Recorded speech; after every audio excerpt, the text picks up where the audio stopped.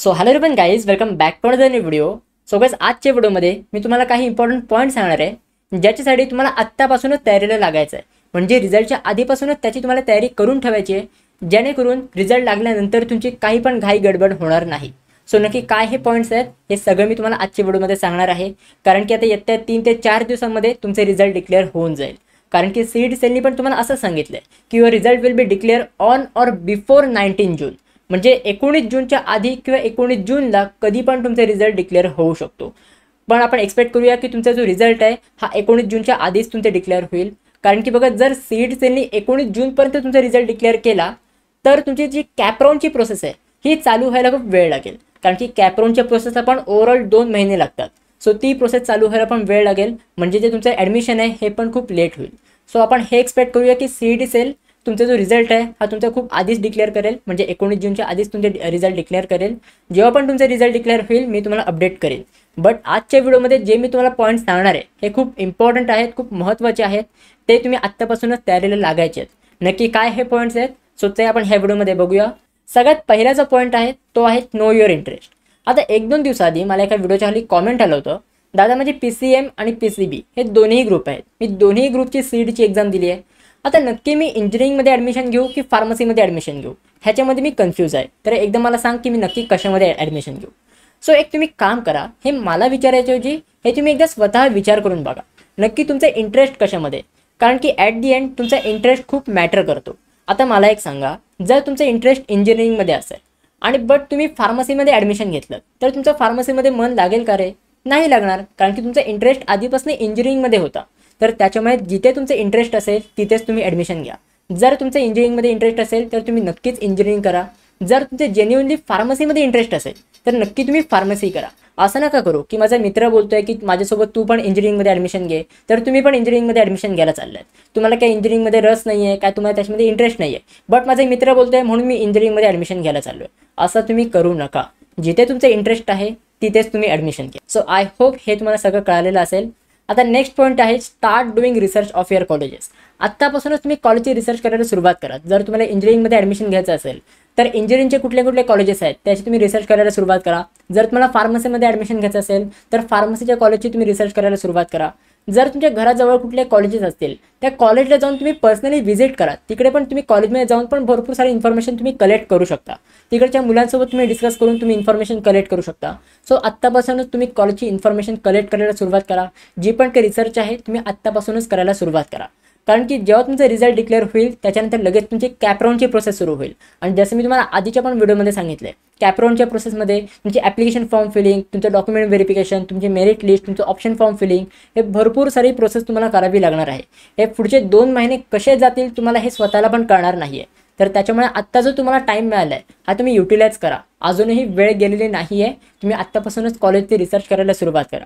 काय काय तुम्हाला चेक करायचं आहे, कॉलेजची लोकेशन कशी आहे. जर कॉलेजची लोकेशन लांब असेल तर त्या ठिकाणी हॉस्टेल फॅसिलिटी कशी आहे, ते कॉलेजचं स्टेटस काय आहे, ऑटोनॉमस आहे की नॉन ऑटोनॉमस आहे, गव्हर्नमेंट आहे की प्रायव्हेट आहे, हे तुम्हाला चेक करायचं आहे. परत त्या कॉलेजचा कट ऑफ काय आहे, ओपनचा कट ऑफ काय आहे, कुठल्या कॅटेगरीमध्ये जर तुम्ही असाल तर कॅटेगरी वाईज तुमचा कट ऑफ काय आहे हे तुम्ही चेक करू शकता. TFWSचा कट ऑफ काय आहे हे सगळी इन्फॉर्मेशन तुम्ही चेक करू शकता. जर तुम्हाला कट ऑफ लिस्ट पाहिजे असेल जी CET सेलनी ऑफिशियली प्रोव्हाइड केली आहे तर ती कट ऑफ लिस्ट मी माझ्या टेलिग्राम ग्रुपवरती प्रोव्हाइड केलेली आहे. टेलिग्राम ग्रुपची लिंक मी तुम्हाला डिस्क्रिप्शन बॉक्समध्ये प्रोव्हाइड करेन. त्यावर क्लिक करून तुम्ही कट ऑफ लिस्ट चेक करू शकता. कॅपराऊंड 1 पासून ते कॅपराऊंड 3 पर्यंत लास्ट इयरला कुठल्या कॉलेजचा काय कट ऑफ होता ते तुम्ही कट ऑफ लिस्टवरनं ॲनालाइज करू शकता. सो तुम्ही हे कट ऑफ लिस्ट डाउनलोड करू शकता सिम्पली माझ्या टेलिग्राम ग्रुपला जॉईन करून. हे सगळं तुम्ही चेक केलं तर प्रत्येक कॉलेजचा प्लेसमेंट स्टेटस पण तुम्ही चेक करून घ्या. कॉलेजच्या ऑफिशियल वेबसाईटवरती प्लेसमेंटचे स्टॅटिस्टिक्स सगळे तुम्हाला प्रोव्हाइड केलेले असतात. तर हे पण तुम्ही चेक करून घ्या नक्की त्या कॉलेजचा प्लेसमेंट कसा आहे. हे सगळी इन्फॉर्मेशन तुम्हाला ऑनलाईन इंटरनेटवर मिळेल. फक्त तुम्हाला रिसर्च करायचं आहे. सो आय होप हे तुम्हाला समजलेलं असेल.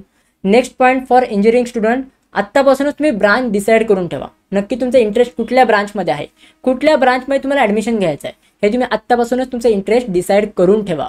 कारण की पुढे जाऊन तुम्हाला ब्रांच वाईज पण तुम्हाला कॉलेजेस सिलेक्ट करायचे आहेत. नक्की तुम्हाला कुठली ब्रांच पाहिजे, त्या कॉलेजमध्ये कुठली ब्रांच पाहिजे, त्या कॉलेजची तुम्हाला प्रायोरिटीज सेट करायची आहेत.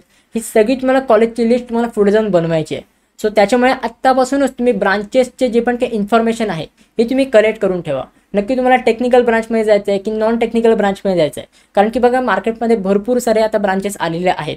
जर आपण टेक्निकलचं बोललो तर कॉम्प्युटर सायन्स आहे, इन्फॉर्मेशन टेक्नॉलॉजी आहे, इलेक्ट्रॉनिक्स अँड टेलिकम्युनिकेशन आहे, artificial intelligence and data science आहे, परत artificial intelligence and machine learning, अजून IoT, सायबर सिक्युरिटी असे भरपूर सारे ब्रांचेस आलेले आहेत. जर आपण नॉन टेक्निकलचं बोललो तर मेकॅनिकल, सिव्हिल, इलेक्ट्रिकल आणि असे भरपूर सारे नॉन टेक्निकलचे पण ब्रांचेस आहेत. सो त्याच्यामुळे आत्तापासूनच तुम्ही तुमची ब्रांच डिसाईड करून ठेवा. तुम्ही असं नका करू की माझा मित्र CS मध्ये चाललाय तर मी पण CS मध्ये जातो. जर तुमचं इंटरेस्ट जेन्युइनली सॉफ्टवेअर इंजिनिअरिंगमध्ये असेल, जर तुम्हाला जेन्युइनली कॉम्प्युटर सायन्स करायचं असेल तरच तुम्ही कॉम्प्युटर सायन्समध्ये जा. जर तुमचं जेन्युइनली इंटरेस्ट नॉन टेक्निकलमध्ये असेल, कारण की भरपूर मुलं असतात ज्यांचे इंटरेस्ट नॉन टेक्निकलमध्ये असतो, जसं की सिव्हिल, जे पुढे जाऊन कन्स्ट्रक्शन लाईनला तुम्ही जाऊ शकता. तर जर तुम्हाला सिव्हिलमध्ये जायचं असेल तर नक्की तुम्ही सिव्हिलमध्ये ॲडमिशन घ्या. सो आत्तापासूनच तुम्हाला डिसाईड करायचं आहे नक्की तुम्हाला कुठल्या ब्रांचमध्ये ॲडमिशन घ्यायचं आहे आणि कुठल्या ब्रांचमध्ये ॲडमिशन नाही घ्यायचं आहे. कारण की जेव्हा तुम्ही कॉलेज लिस्ट बनवता त्यावेळी तुम्हाला ब्रांच वाईज आणि कॉलेज वाईज तुम्हाला प्रायोरिटी सेट करावी लागते. एकदम परफेक्ट कॉलेजची लिस्ट तुम्हाला बनवावी लागते. जर तुम्हाला भीती वाटत असेल की दादा हे आम्ही कॉलेज लिस्ट कशी बनवायची, तर ह्या रिगार्डिंग मी यूट्यूबला पण व्हिडिओ अपलोड करणारच आहे, ते तुम्ही टेन्शन घेऊ नका. बट जर तुम्हाला 1 to 1 गायडन्स पाहिजे असेल, जर तुम्हाला पर्सनलाइज कॉलेज लिस्ट बनवून पाहिजे असेल तर तुम्ही आमची पर्सनल काउन्सिलिंग जॉईन करू शकता. या पर्सनल काउन्सिलिंगमध्ये तुम्हाला पाहिजे तशी तुम्हाला कॉलेज लिस्ट बनवून मिळाली जाईल. तुमच्या कॅटेगरीच्या अकॉर्डिंग, तुमच्या रिजन वाईज अकॉर्डिंग तुम्हाला एक पर्सनल कॉलेज लिस्ट बनवून मिळाली जाईल. म्हणजे तुमच्या पर्सेंटेजच्या अकॉर्डिंग एक बेस्ट कॉलेज अलॉट होईल अशी तुम्हाला कॉलेज लिस्ट बनवून मिळाली जाईल. प्लस कॅपराउंड 1 पासून ते कॅपराउंड 3 पर्यंत तुम्हाला गायडन्स मिळणार आहेच. प्लस कॅपराउंड झाल्यानंतर सुद्धा स्पॉट राउंडची पण एक तुम्हाला प्रोसेस असते, त्याच्यामध्ये पण तुम्हाला गाईड करण्यात येणार आहे. सो तुम्ही आमची पर्सनल काउन्सिलिंग जॉईन करू शकता. बॅच 1 ही लवकरात लवकर आता क्लोज होणार आहे. बॅच 1ची प्राईस ही 1500 रुपीज आहे. फक्त लिमिटेड सीट्स बाकी आहेत.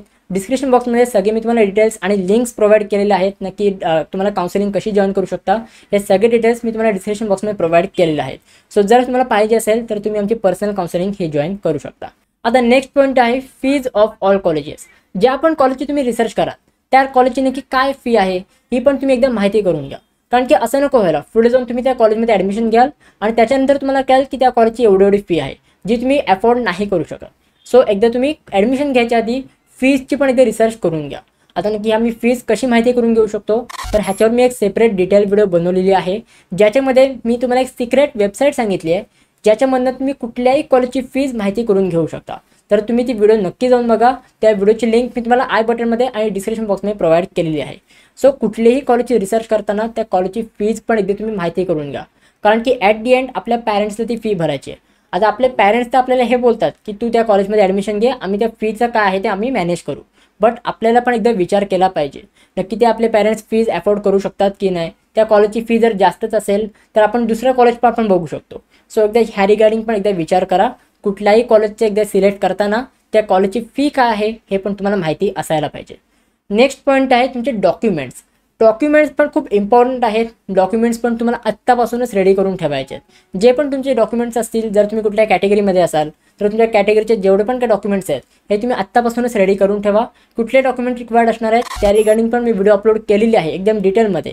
तर त्या व्हिडिओची लिंक पण मी तुम्हाला आय बटनमध्ये आणि डिस्क्रिप्शन बॉक्समध्ये प्रोव्हाइड करीन. कुठले डॉक्युमेंट्स रिक्वायर्ड आहेत, कुठले डॉक्युमेंट्स तुम्हाला काढून ठेवायचे आहेत हे सगळं मी त्या व्हिडिओमध्ये सांगितलेलं आहे. जर तुम्ही EWS कॅन्डिडेट असाल तर EWS कॅन्डिडेटचे भरपूर सारे कंप्लेंट्स येत होते, दादा EWS सर्टिफिकेट मिळत नाही आहे, EWS सर्टिफिकेट बंद झालं आहे. सो हा EWS सर्टिफिकेट आता मिळत नाही आहे. EWS सर्टिफिकेटच्या जागी एक SCBC नावाचं सर्टिफिकेट आलं आहे. जर तुम्ही त्या सर्टिफिकेटला ॲप्लिकेबल असाल तर तुम्ही ते सर्टिफिकेट पण काढून ठेवा. कारण की अजून बघा CET त्यांनी अजून की ह्या रिगार्डिंग क्लॅरिफिकेशन दिलेलं नाही आहे. नक्की तुम्हाला EWS सर्टिफिकेट लागणार आहे की SCBC नावाचं सर्टिफिकेट लागणार आहे हे अजून हे CET त्यांनी काही पण क्लॅरिफिकेशन दिलेलं नाही आहे.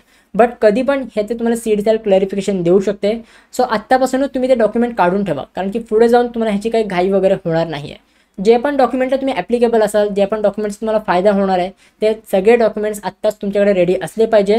कारण की ॲडमिशन प्रोसेसच्या वेळेस ॲप्लिकेशन फॉर्म फिलिंग जेव्हा होते त्यावेळी सगळे डॉक्युमेंट्स तुम्हाला अपलोड करावे लागतात आणि डॉक्युमेंट व्हेरिफिकेशनच्या वेळी सगळे डॉक्युमेंट तुम्हाला व्हेरीफाय करून घ्यावे लागतात. सो आत्तापासूनच सगळी तुम्हाला तयारी करून ठेवायची आहे. सो गाईज आय होप ह्या व्हिडिओमध्ये जे पण मी तुम्हाला सांगितलं आहे हे सगळं तुम्हाला समजलेलं असेल. हे खूप इम्पॉर्टंट पॉईंट्स आहेत. पुढे जाऊन तुमची खूप घाई होऊ शकते. सो आत्तापासूनच हे सगळे पॉईंट्स तुम्ही नोट डाऊन करून घ्या आणि ह्याची तुम्ही आता कॉलेजची रिसर्च करायला सुरुवात करा. सो गाईज आय होप ह्या व्हिडिओमध्ये जे पण मी तुम्हाला सांगितलं आहे सगळं तुम्हाला समजलेलं आहे. जर तुम्हाला काही पण डाऊट असेल मला कॉमेंट सेक्शनमध्ये नक्की सांगा. ही व्हिडिओ तुम्हाला कशी वाटली तर तेही मला कॉमेंट सेक्शनमध्ये नक्की सांगा. जर तुम्हाला काही पर्सनली डाऊट विचारायचे असतील तर तुम्ही मला इंस्टाग्रामवर पण मेसेज करू शकता. इंस्टाग्रामची पण लिंक मी तुम्हाला डिस्क्रिप्शन बॉक्समध्ये प्रोव्हाइड केलेली आहे. So guys that's it for video. कशी वाटली तुम्हाला ही व्हिडिओ आवडली असेल तर नक्की लाईक करा, शेअर करा, सबस्क्राईब करा. भेटूया पण पुढच्या व्हिडिओमध्ये. तोपर्यंत बाय बाय, सी या and have a good day.